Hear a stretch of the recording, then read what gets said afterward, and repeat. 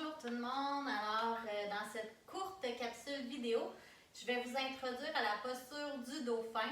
Alors, la posture du dauphin ressemble à la posture du chien tête en bas, mais elle travaille un petit peu plus en force au niveau des épaules. C'est une posture qu'on utilise si on veut renforcer le haut du corps, notamment si on voudrait faire l'équilibre sur la tête, le trépied, ou simplement la posture d'équilibre sur nos avant-bras.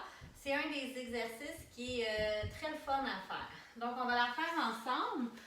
Alors, pour débuter, ce qu'on peut faire, dans le fond, je vais vous montrer comme 3 séances. On va débuter en sphinx, simplement pour ouvrir le corps, pour préparer les épaules. Donc, dans la posture du sphinx, les coudes sont sous nos épaules. On garde le bassin au sol. On pourrait même coller nos gros orteils ensemble. Les pieds sont largeur des hanches. On pourrait rapprocher nos gros orteils un près de l'autre pour garder l'énergie à l'intérieur de nous.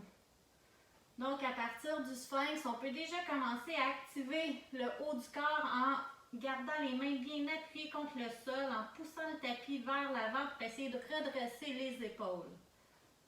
Donc ça, c'est une première posture d'étirement. Par la suite, si on va aller dans le dauphin, on engage les orteils à l'arrière du tapis et on va pousser pour soulever les fesses. Alors, c'est pour ça que je vous dis que ça ressemble à la posture du chien tête en bas. On garde les jambes bien allongées. On peut faire la même chose que dans le chien tête en bas, bouger légèrement les talons près du sol un après l'autre. En ce moment, on travaille en force. On veut chercher à ouvrir nos épaules, à allonger nos aisselles. Et pour aller vraiment dans la posture du dauphin, on va ramener les pieds vers soi le plus près possible pour garder le fessier vers le ciel. Donc, on peut prendre 1 à 3 grandes inspirations, expirations. On pousse toujours avec nos avant-bras, avec les mains vers l'avant pour essayer de reculer, d'ouvrir les épaules. Par la suite, on peut faire des pulsions vers l'avant. Donc, c'est comme si on allait déposer notre tête au sol et on revient dans la position initiale. On pourrait le faire 10 fois.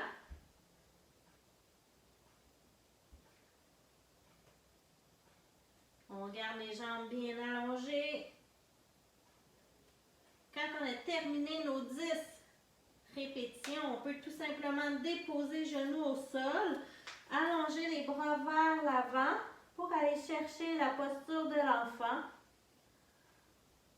On prend les grandes inspirations, expirations.